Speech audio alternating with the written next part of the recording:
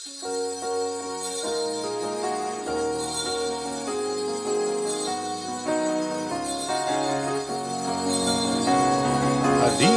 tayo ay magpuri sa Diyos na po natin.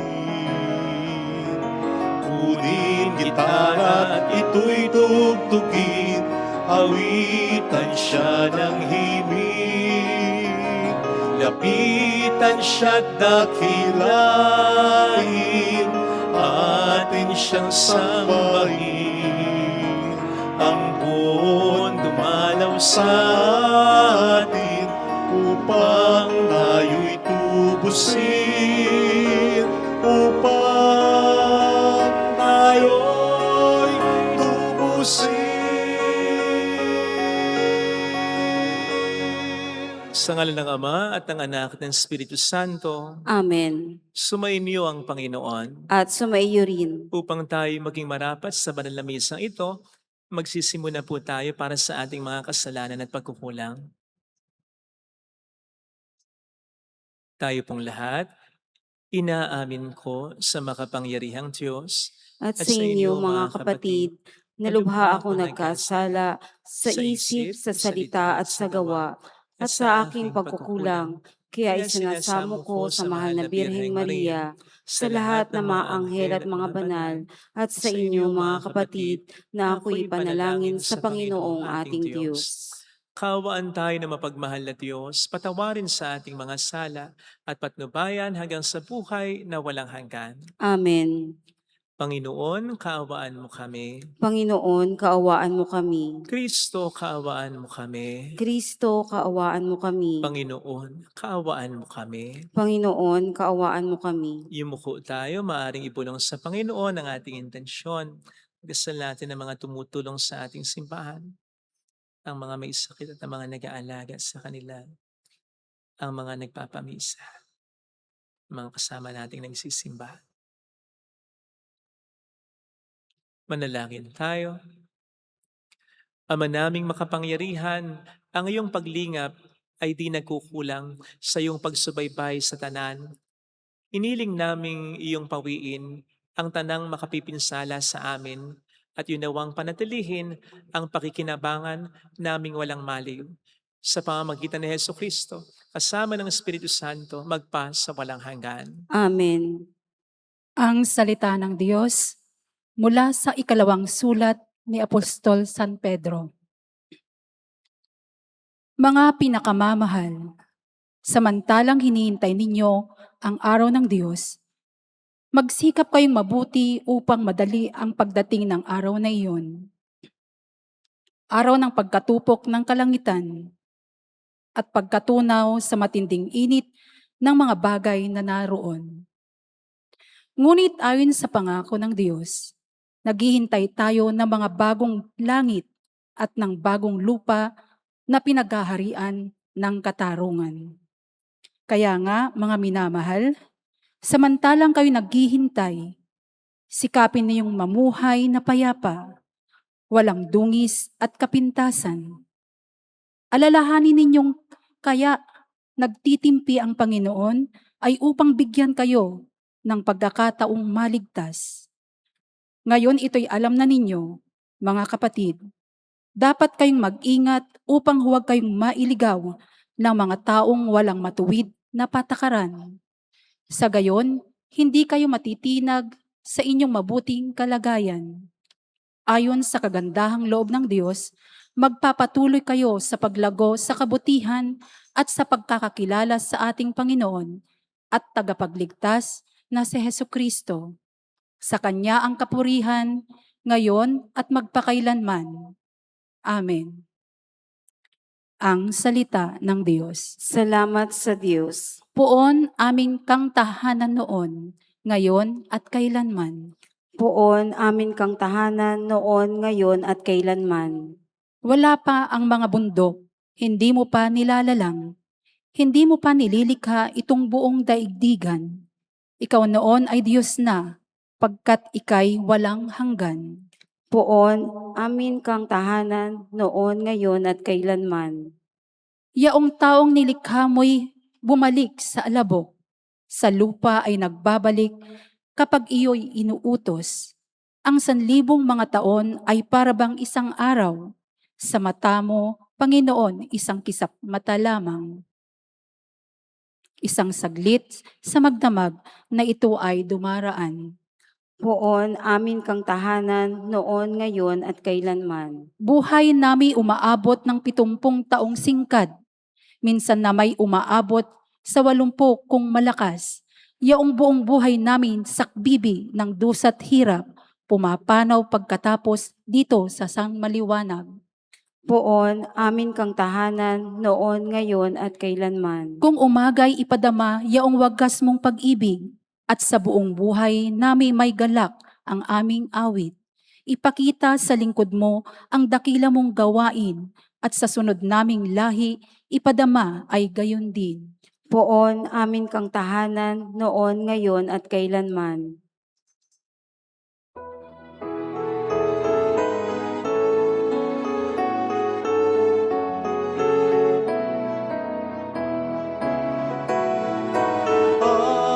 Hallelujah, hallelujah, hallelujah.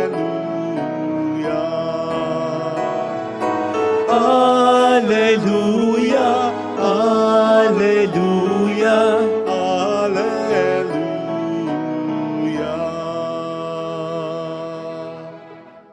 Sumainyo ang Panginoon. At sumaiyo rin. Ang mabuting balita po ng Panginoon ayon kay San Marcos. Papuri sa iyo, Panginoon. Noong panahong iyon, ilang pariseo at ilang kampo ni Herodes ang pinapunta kay Jesus upang siluin siya sa kanyang pananalita. Lumapit sila sa kanya at sabi, "Guro, nalalaman po namin kayo'y tapat at walang pinangingimian sapagkat pareho ang pagtingin ninyo sa lahat ng tao. At itinuturo ninyo kung ano ang kalooban ng Diyos sa mga tao. Naayon po ba sa kautusan ng pagbabayad ng buwis sa Cesar? Dapat ba kaming bumuwis o hindi?" Ngunit batid ni Jesus na sila'y nagkukunwari at sinabi niya sa kanila, "Bakit ba ibig niyo akong siluin? Bigyan niyo ako ng 1 denaryo, titingnan ko." At kanilang binigyan siya. "Kaninong larawan at pangalan ang nakaukit dito?" tanong ni Jesus. "Sa Cesar po," tugon nila. Sinabi ni Jesus, "Ibigay ninyo sa Cesar ang sa Cesar at sa Diyos ang sa Diyos." At sila'y namangha sa kanya. Mga kapatid, ang mabuting balita ng Panginoon. Pinupuri ka namin, Panginoong Hesukristo. Welcome sa Our Lady of Lazaret Quasi Parish kung saan ayos lang pong umiyak at samahan tayo ng mahal na ina sa pag-iyak at sa pagdarasal upang maging maayos ang lahat. Meron pong expression sa Ingles na, "The enemy of my enemy is my friend." Ang kaaway ng kaaway ko ay kaibigan ko. Hindi po dahil nagkataon lang na ang kaaway ng kaaway mo ay kaibigan mo talaga, ha? Kundi ang sense ng expression na ito, nakipagkaibigan ka talaga sa kaaway ng kaaway mo para magsanib pwersa kayo nito against sa iisang kinaiinisan niyo. Ang bad, ano? Tanong, nagawa niyo na po ba ito? Na nakipagsanib pwersa kayo sa kaaway ng kaaway niyo para mas magkasama kayo kontra sa parehong kinainisan ninyo? O naging biktima na din po ba kayo ng ganito? Narinig po natin sa ating binasang ebanghelyo na ganito ang ginawa ng mga Pariseo at ng mga kampo ni Herodes against kay Kristo. Hindi po talaga magkaibigan ang dalawang pangkat na ito. Hindi nga sila magkasundo dahil marami silang kaibahan sa paniniwala, sa mga pinahalagahan nila, at lalong-lalo na sa pakikitungo nila sa mga Romano. Sa pagkatandaan natin, ang mga Pariseo at ang mga kampo ni Herodes, pare-parehong mga Hudyo yan na under ng mga Romano. So magkaiba sila ng pakikitungo sa mga Romano. Ang mga Pariseo, allergic sa mga Romano. Ayaw na ayaw nila ang mga Romano. Sinusumpa nila ang mga Romans. Dumidistansya sila sa mga Romano. Samantala, ang mga Herodians, ay nakaw, ulang na lang dilaan ng mga paa ng mga Romano. Sip-sip. Kaya sila'y dumidikit sa mga Romano. Bakit? Naambunan sila ng kapangyarihan ng mga Romano. Pagdating naman sa practices, sa paniniwala, ang mga Pariseo, napaka-konserbatibo, napaka-religious. Ang pinaka-focus lamang nila ay ang Mosaic Law, ang banal na kasulatan, ang gawaing pagpapakabanal. Kaya nga Pariseo inihiwalay ang sarili sa ibang tao, sa mundo. Ang mga kampo ni Herodes, hindi, makamundo. Kaya mapapansin ninyo magkaibang magkaiba. Pero nagkasundo sila, at least, sa isang pakay, ang pabagsakin, patayin si Kristo. Grabe, ano? I mean, pwede rin palang magkaisa ang mga tao dahil sa mga masamang bagay. Kasi ang alam ko, nagkakaisa mga tao para sa mga mabuting bagay. Halimbawa, noong nakaraang linggo, ipinagdiwang po natin ang dakilang kapistahan ng Banal na Santatlo. Iisang Diyos, mayroong tatlong persona, Ama, Anak, Espiritu Santo. At alam natin why these persons are united, kung bakit nananatili silang iisang Diyos na totoo. Dahil pinagbubuklod sila ng mabubuting bagay. Unang-una ng pagmamahal, ng equality, ng truth. Yan. Yan ang alam ko nagbubuklod sa tao. Akalain mong pwede rin palang mapagsama ng kasamaan ang tao. But come to think of it, hindi matibay yung pagkasamang yan. Actually, you see, hindi ko na ito tinatawag na pagkakaibigan because I don't think it can be considered friendship when people are united because of hatred, jealousy, envy, and resentment. Hindi pagkakaibigan yan. Kung pagkakaibigan man yan, pagkakaibigang putik yan. Hindi tatagal yan. So para sa akin, pagkasama lang yan. At hindi lahat ng pagkasama, hindi lahat ng pagtatabi-tabi ay tunay na pagkakaisa. Hindi po tunay na pagkakaisa yan. Sapagkat ang nagbubuklod sa kanila ay kasamaan o kasalanan. At dahil ang nagbubuklod lamang sa kanila ay kasamaan o kasalanan, hindi rin tatagal yan. Kasi kalaban ng Diyos ang ganyang pagkasama. Natatandaan nyo naman siguro sa matandang tipan in the Old Testament, yung nagkaisa, yung mga taong bumuo ng Tore ni Babel para sa isang masamang layunin. For quite some time, nakabuo sila ng Tore. Pero anong ginawa ng Diyos? Pinagkawatak-watak sila. Binuwag yung toring yon dahil masama ang intensyon nila. So yun ay pagpapakita na ang pagsasama na dahil sa kasalanan, dahil sa masamang layunin o intensyon, hindi tatagal dahil yan ay mismong kakalabanin, bubuwagin ng ating Panginoon. Lalo pat ito'y pagsasama, hindi lamang dahil sa masama, kundi dahil sa masamang layunin para sa isang taong mabuti at tapat. Katulad ni Kristo sa ating narinig na ebanghelyo, mas lalong lalabanan ng Panginoon ang unholy alliance na yan. Tingnan po ninyo sa Senado, may majority at may minority.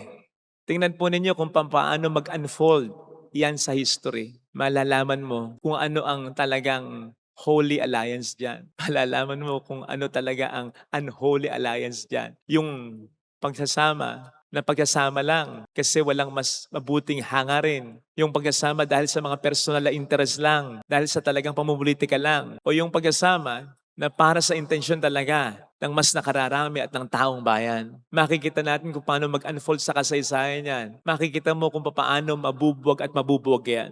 Kapag yan ay pagkasama dahil sa kasinungalingan, sa kasalanan at sa personal na interest lang. Kaya ito'y paalala sa ating lahat. Huwag tayong sasama sa mga samahan na hindi maganda ang intensyon o pakay, kaya nagsasama-sama.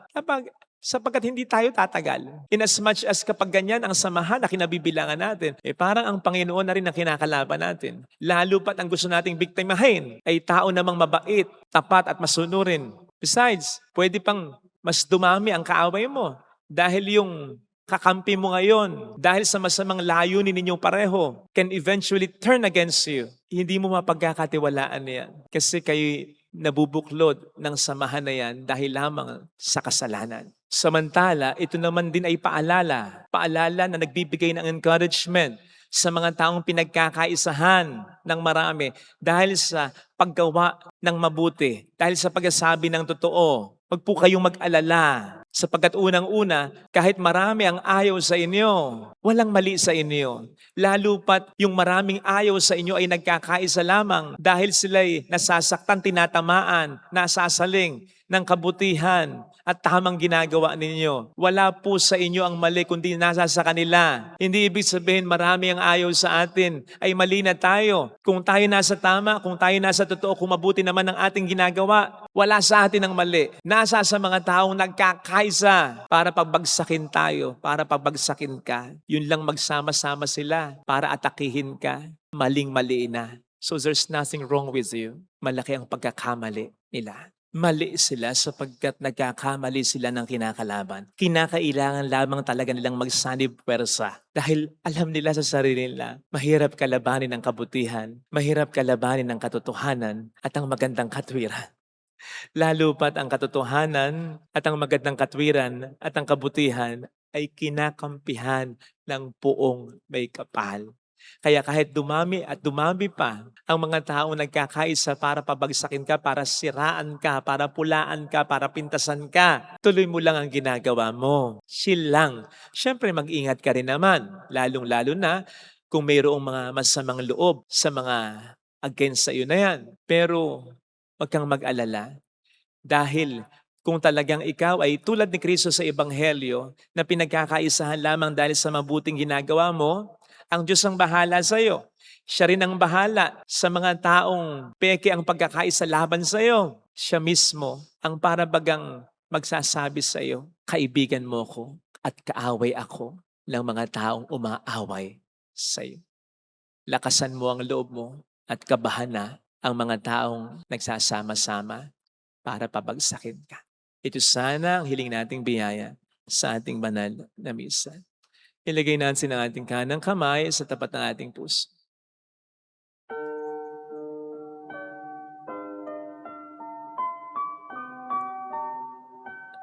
Alam kong may magagawa ang Diyos. Alam kong may magagawa ang Diyos. Alam kong may magagawa ang Diyos. Kung ako'y magtatapat, sa Kanya'y maglilingkod,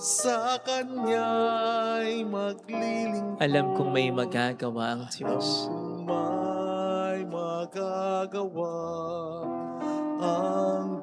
Alam kong diringgin ng Diyos ang samo ko, sapagkat anak niya ako. Alam kong diringgin ng Diyos ang samo ko. Alam kong diringgin ng Diyos ang samo ko. Kung ako'y magtatapat, Kung ako'y magtatapat, sa Kanya'y maglilingkod, sa Kanya'y maglilingkod. alam kong diringgin ng Diyos ang samo Alam ko. kong diringgin ng Diyos Pumikit tayo. ang samo ko. Panginoon, maraming salamat sa pagiging kakampi mo ng mga taong inaapi dahil sa kanilang pagiging mabuti. Dahil sa pagsasabi nila ng totoo, dahil sa paggawa nila ng mga dapat na gawin. Tulungan mo po ang mga taong pinagkakaisahan dahil sa kabutihan na manalig sa iyo. Na kahit natatakot at kahit nalulungkot, huwag padaig sa lungkot at takot, kumapit sa iyo, maniwala sa iyo, sapagkat walang hindi mapangyayari ang kabutihan, ang pagmamahal at ang katarungan mo. Lahat nakikita mo, lahat alam mo. Hallelujah! Purihin ang Diyos. Hallelujah! Pasalamatan siya. Siya ay muling babalik sa atin. Hindi kanya iiwan, hindi niya tayo pababayaan. Basta tayo nasa kabutihan. Hallelujah! Purihin ang Diyos. Hallelujah! Sa takdang panahon, babalik ang Panginoon upang tayo ay kunin. Tapat siya sa kanyang mga pinangako sa atin. Sabihin mo sa sarili mo, mayroong magandang mangyayari sa iyo. Higit pa sa inaasahan mo sapagkat mahal ka ng Diyos. Yan ang pakatandaan mo. Hindi ka nag-iisa sa laban mo kung lalapit ka kay Jesus. Basta panindigan mo yung ginagawa mong mabuti. Kahit may mga kontra pa sa iyo, sa lipunan, maging sa pamilya mo, mayroong magandang mangyayari. Mayroong kang kakampi. Ang Panginoon kung lalapit kay Jesus.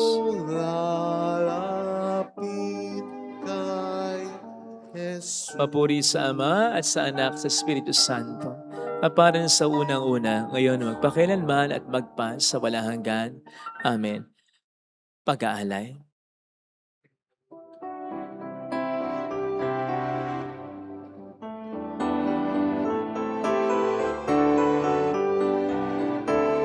Mula sa mga butil na humitik ng buhay, natipong mga trigo'y sa tinapay magwawakas, pinagpaguran ng lipak na kamay, at ang pawis na sano'y nunukal, tanging sa iyo lamang inialay, sa gisag na walang kapantay, mula sa mga baging ng kinumpol na ubas, inaning mga bunga, ang katasay naging alak, pinagpaguran ng lipak na kamay, at ng pawis na sano'y nunukal, tanging sa iyo lamang inialay, sa gisag na walang kapantay.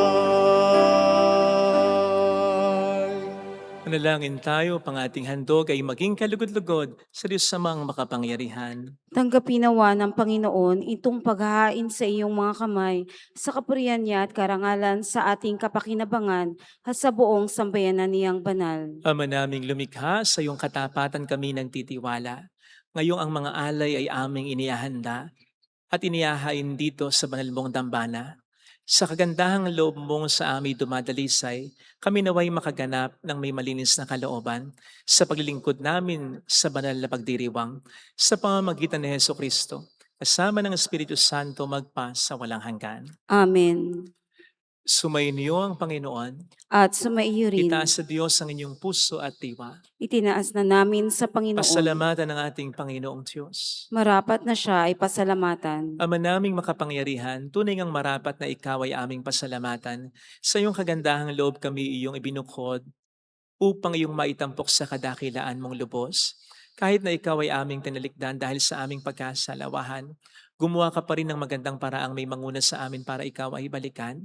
Kaya't ang iyong minamahal na anak ay naging isa sa mga taong hamak upang may kapwa kaming makapagligtas sa aming pagkapahamak at pagkaligaw ng landas. Kaya kaisa ng mga anghel na nagsiawit ng papuri sa iyo ng walang humpay sa kalangitan, kami nagbubunyi sa iyong kadakilaan. Santo, Santo, Santo, Panginoong Diyos ng mga hukbo, napupuno ang langit at lupa ng kadakilaan mo, o sana sa kaitaasan. Pinagpala ang naparirito sa ngalan ng Panginoon, o sana sa kaitaasan. Ama naming banal, ikaw ang bukhal ng tanang kabanalan. Kaya't sa pamamagitan ng iyong Espiritu gawin pong banal, ang mga kaloob na ito pang para sa amin ay maging katawan at dugo ng aming Panginoong Hesukristo. Bago niya pinagtiis ang kusang loob na maging handog, inawakan niya ang tinapay. Pinasalamatan kanya, pinaghati-hati niya iyon. Iniabot sa kaniyang mga alagad at sinabi, Tanggapin ninyong lahat ito at kanin. Ito ang aking katawan na ihahandog para sa inyo.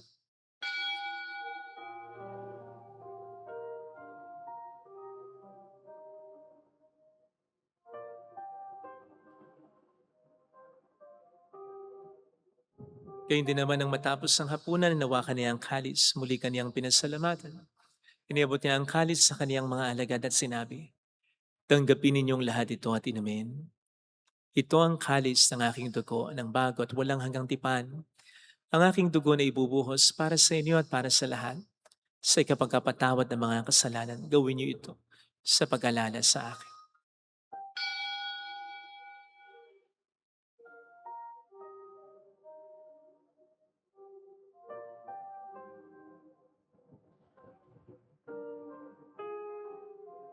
Ang misteryo ng ating pananampalataya. Si Kristo'y namatay, si Kristo'y nabuhay, si Kristo'y babalik sa wakas ng panahon. Ama, ginagawa namin ngayon ang pag-alaala sa pagkamatay at muling pagkabuhay ng iyong anak. Kaya inialay namin sa iyo ang tinapay ng buhay at ang kalis ng kaligtasan. Kami nagpapasalamat dahil kami yung minarapat at tumayo sa harap mo para maglingkod sa iyo. Sinasamo namin kami na magsasalo sa katawan at dugo ni Kristo ay mabuklod sa pagkakaisa sa pamamagitan ng Espiritu Santo. Ama, lingapin mo ang iyong simbahang laganap sa buong daigdig. Puspusin mo po kami sa pag-ibig. Kaysa ni Leon na aming Papa, ni Dennis na aming obispo at ng Tanang Kaparian. Alalahanin mo po ang mga kapatid naming nahimlay nang may pag-asang sila'y muling mabubuhay. Lalo na po ang aming mga ipagdarasal.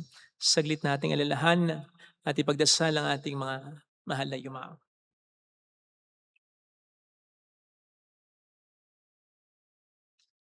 Kawaan mo sila at patuloyin sa iyong kaliwanagan. Kawaan mo at paging tapatin kaming lahat na makasalo sa iyong buhay na walang wakas. Kaysa ang mahal na Birhen ng Lasalet, ang ina ng Diyos, San Jose, ang kabiyak ng kanyang puso, lahat ng mga banal na namuhay dito sa daigdig ng kalugod-lugod sa iyo. May pagdiwang naman namin ang pagpupuri sa ikararangal mo sa pamamagitan ng iyong anak na aming Panginoong Heso Kristo. Sa pamagitan ni Kristo, kasama niya at sa Kanya, ang lahat ng parangal papuri ay sa iyo, Diyos amang makapangyarihan, kasamang Espiritu Santo magpasawalang hanggan.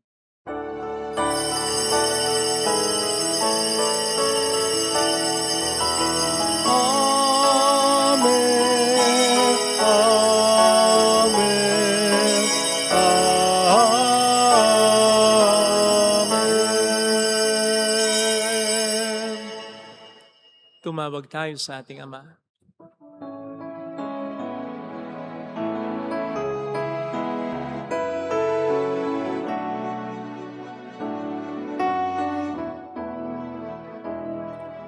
Ama namin, sumasalangit ka, sambahin ang ngalan mo,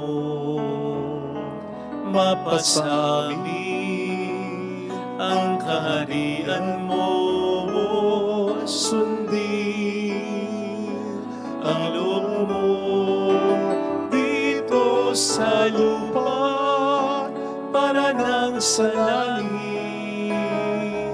Bigyan mo kami ngayon ng aming kakanin sa araw-araw at patawarin mo kami sa aming mga sala para ng pagpapatawad namin sa nagkakasala sa amin.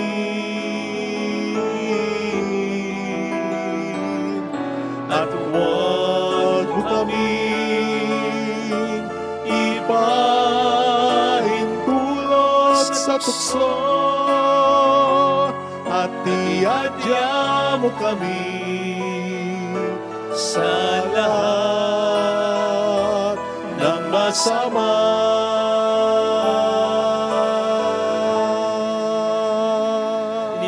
Kami Dumaya sa lahat ng masama, pagkalooban ng kapayapaan na araw-araw, iligtas sa kasalanan, samantalang aming pinaghahandaan ang dakilang araw ng pagpapahayag ng tagapagligtas naming sa Heso Kristo. Sapagkat iyo ang kaharian, ang kapangyarihan at ang kapurihan, magpakailanman. Amen. Panginoong Heso Kristo, sinabi mo noon, sinasabi mo rin sa amin ngayon, kapayapaan ang iniiwan ko sa inyo, aking kapayapaan ang binibigay ko. Tunghayin mong aming pananampalataya, huwag ang aming pagkakasala. Pagkalooban mo kami ng kapayapaan at pagkakaisayon sa iyong kalooban.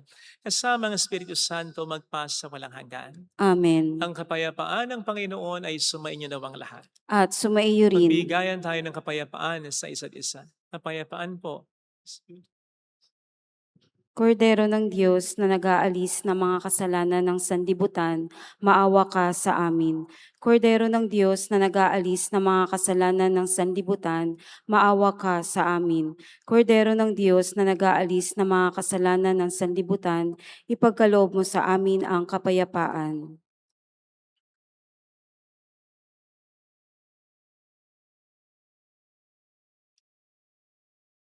Narito sa harap natin ng Panginoon ang ating buhay at kaligtasan.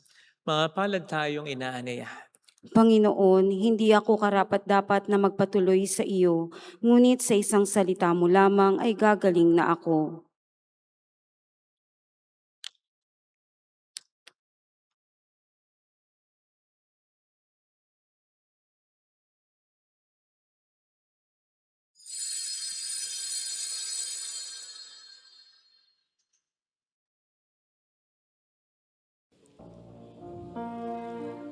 Panalangin para sa espiritual na pakikinabang. Panginoong Hesus, ako ay naniniwala na ikaw ay nasa kabanal-banalang sakramento. Iniibig kita ng higit sa lahat at ninanasa kong tanggapin ka sa aking kaluluwa. Sapagkat sa mga sandaling ito, hindi kita matatanggap sa sakramento. Tumuloy ka sa espiritu sa aking puso. Niyayakap kita na parabang naririto ka na. Inaalay ko ng buong buo ang aking sarili sa iyo. Huwag mong hayaang mawalay ako sa iyo. Amen. Natanggapin ko si Jesus, aking Diyos. Nagbago ang lahat sa buhay ko. Kaya ang nadarama, bagong pag-asa ang nakikita.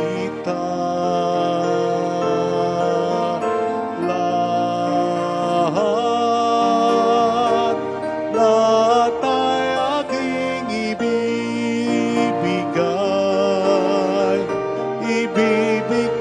pati aking buhay upang purihin siya.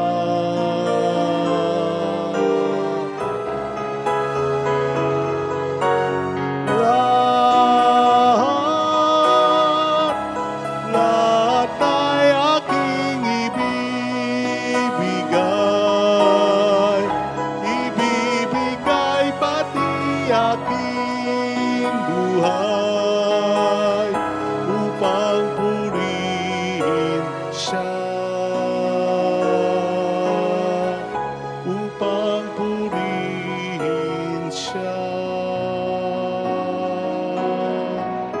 Upang purihin siya. Manalangin tayo.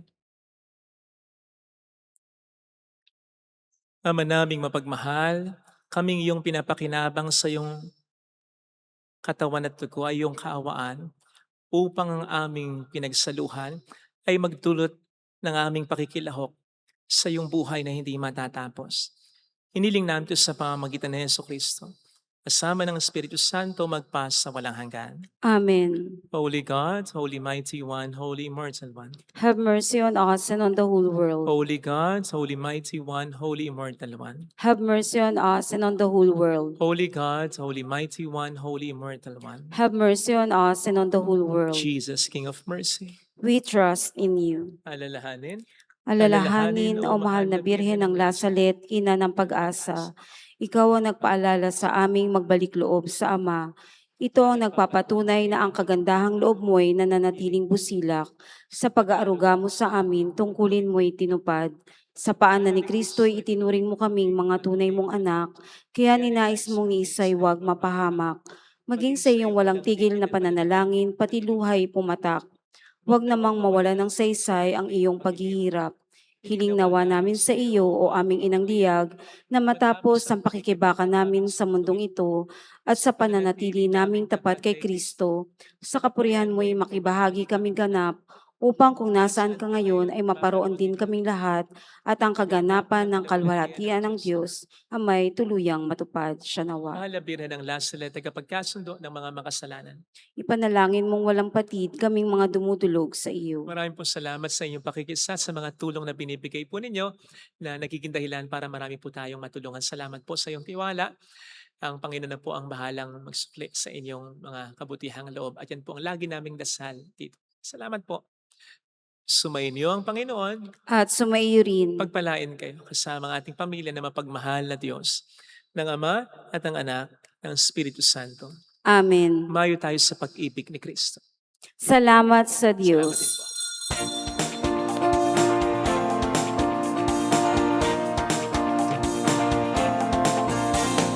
Mary, Mother of the Lord, hear the prayer we sing to you. Let your peace live in our minds and hearts, as once they fell at Lazaret. Tell your people how to live again. Tell your people how to sing again. Tell your people how to dance again. Tell your people how to pray again. Mary, Mother of the Lord, hear the prayer we sing to you. Let your tears live in our minds and hearts, as once they fell at Nazareth.